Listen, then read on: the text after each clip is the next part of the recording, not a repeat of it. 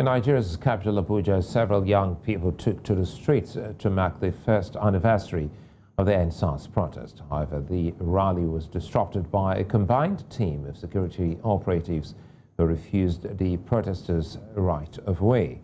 There was further drama as another group of anti-NSAS protesters appeared on the scene. Our correspondent Amadi Uye was live on the scene and tells us more. It almost started as an uneventful day in Nigeria's federal capital, with tension in the air over the protest supposed to mark the one-year anniversary of the NSAS protest that shook the nation. Commuters were surprisingly seen going about their normal duties.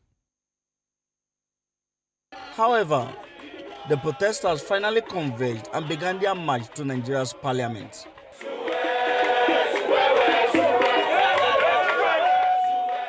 They were stopped by a combined team of security personnel that refused to allow them march on the streets of the capital. We are not just here for memorial. We are also here to commemorate one of the greatest rebellions of the last 20 years in this country against an insensitive and incompetent and wicked regime. Yes. Who are calling themselves Democrats. Yes. Any society that must develop, any society that must grow, must be developed within the precinct of the law. And this is the reason why we've come out today to show solidarity for those who are falling in the interest and the common interest of the Nigerian people. They say they are tired of the continuous disregard of the rights of Nigerians and insist lessons have not been learned from the NSAS protests. Police brutality has continued unabated.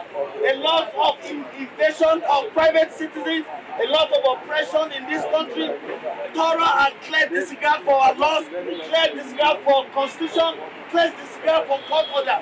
And this must stop. There are 300 protesters still in detention. The Nigerian media is not talking about them. Only a few of them started talking about them 3 days ago. Let's get them out. Why should anybody be in detention for fighting for their fundamental rights since 1 year and there is no trial known and the media is not talking about? The protesters are not relenting, but also the security agencies. You can see this road which was closed earlier on by the police at a junction further down. You can see the traffic is caused a whole lot of traffic. But the police have followed the protesters that way in a bid to ensure that they do not engage in any protest as part of the NSAS remembrance.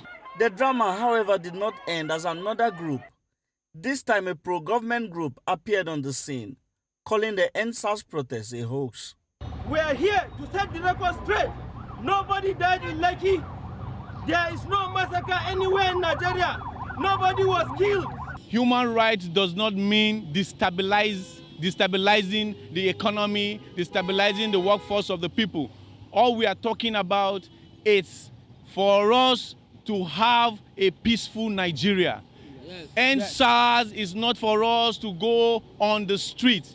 While the new group insisted their purpose was to inform Nigerians on the truth of the NSAS episode, the NSAS protesters urged government to ensure justice for the victims of those killed during the protests.